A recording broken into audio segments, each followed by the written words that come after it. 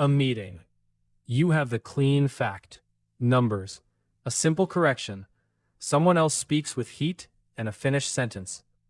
The room claps. Your truth sits in your throat, unused. That's the failure in one room. Being right was never enough. Chapter 8. The Philosopher's Failure. Old pattern. Simple picture. Truth can lose to belonging. A careful mind can lose to a warm crowd.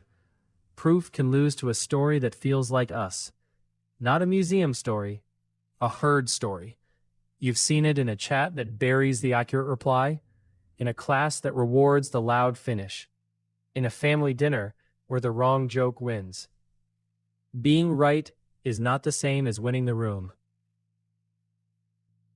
Lock 1. Proof without us. Your fact is clean, but it arrives from outside the tribe, so it feels like an attack. The room doesn't ask, is it true? It asks, whose side is this? Correctness without belonging gets treated like disloyalty. Ask, am I being rejected for the idea or for standing outside the circle? Lock 2. Cold clarity versus warm certainty. Careful speech has edges. It hesitates. It says maybe and not yet. Warm certainty wraps the room in a finished feeling. People don't only want truth, they want comfort that sounds like strength. A slogan that hugs the herd will beat a precise sentence that leaves them alone with the problem. Ask, did I lose because I was wrong or because I was cold? Lock 3. The pause looks weak. You stop to think. The room fills the silence. Someone fills it with speed, and speed looks like strength. Thinking time gets punished. Instant answers get promoted. The herd confuses quick with capable. So the careful mind looks like a failure in public, even when it's doing the real work. Ask, am I failing the room or refusing to fake certainty? Lock 4. You quit when they don't clap. You told yourself truth would win. Then the clap went elsewhere. So you shrink. Next time you stay quiet.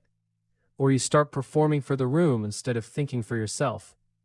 That's the deepest failure, not losing once. Trading your judgment for applause you'll never fully own. Ask, am I chasing claps or keeping a mind I can live with? When these locks run the show, a culture only keeps what wins rooms. Loud finishes survive. Careful questions starve. The feed learns to reward heat. Meetings learn to reward belonging. And the person who still thinks looks like the problem. That's the cost of the philosopher's failure. A world that forgets how to lose a vote without losing its mind.